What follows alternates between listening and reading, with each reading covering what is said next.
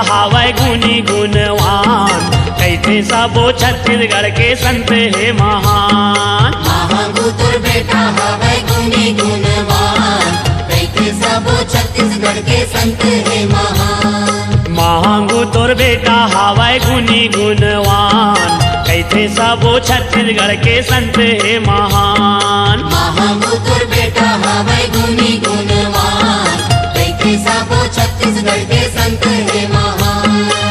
ओकरे कहानी है मुँह मोर जुबानी है, ओकरे कहानी है मुँह मोर जुबानी है, कहाँ कहाँ कैसे कैसे वो कर निशानी है। ध्यान लगाए सुनाओ संत और सुजान, कैथे सबो छत्तीसगढ़ के संत है महान। महागुतुर बेटा हावय गुनी गुणवान, कैथे सबो छत्तीसगढ़ के संत है महान।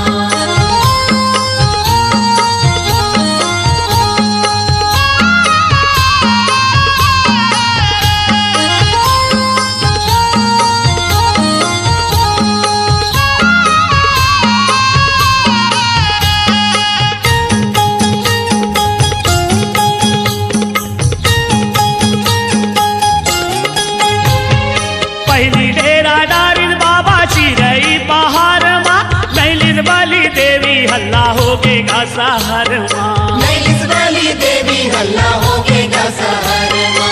पहली डेरा डारिन बाबा चिरई पहाड़ माँ, नैलिस वाली देवी हल्ला हो गेगा शहर माँ। नैलिस वाली देवी हल्ला हो गेगा शहर माँ।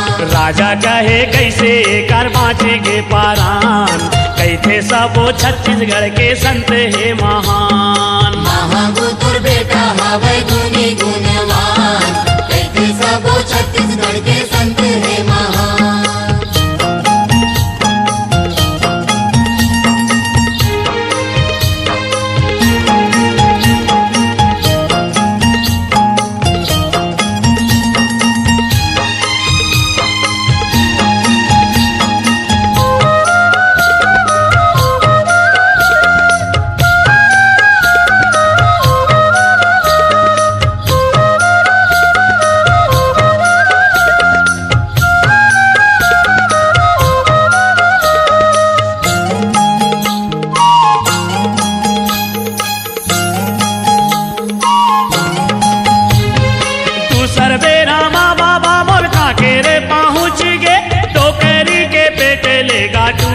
जन्म गे टोकरी के पेट लेगा टूरा जन्म गे।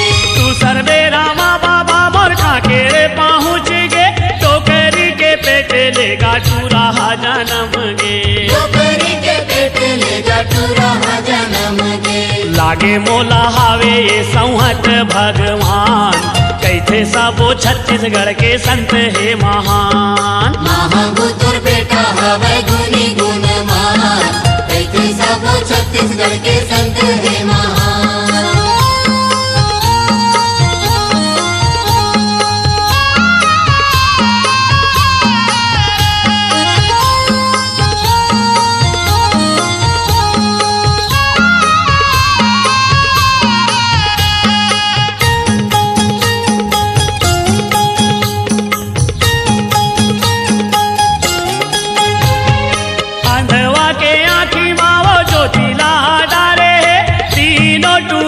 टूरा बना के उबारे, तीनों टूरीला टूरा बना के उबारे है। अंधवा के आँखी माँ वो ज्योतिला डारे है, तीनों टूरीला टूरा बना के वो उबारे है। तीनों टूरीला टूरा बना के उबारे है। सबो जीवला जाने बाबा एक समान, कैथे सबो छत्तीसगढ़ के संत है महान। महागुतुर बेटा हावय गुनी गुणवान, कैथे सबो छत्तीसगढ़ के संत है महान।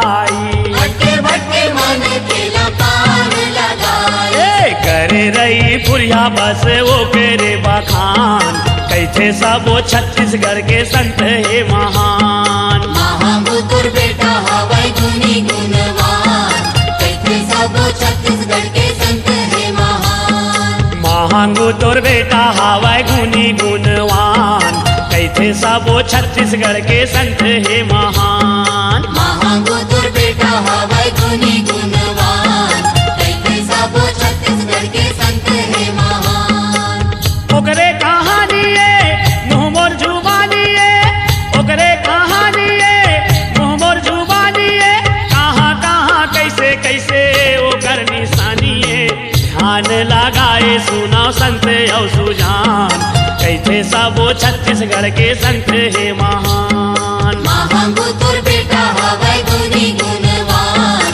कैथे सबो छत्तीसगढ़ के संत है महान। महांगू तोर बेटा हवै गुनी गुणवान, कैथे सबो छत्तीसगढ़ के संत हे महान। महाबुतुर बेटा हवै गुनी गुणवान, कैथे सबो छत्तीसगढ़ के संत है महान। महांगू तोर बेटा हवै गुनी गुणवान, कैथे सबो छत्तीसगढ़ के संत हे महान।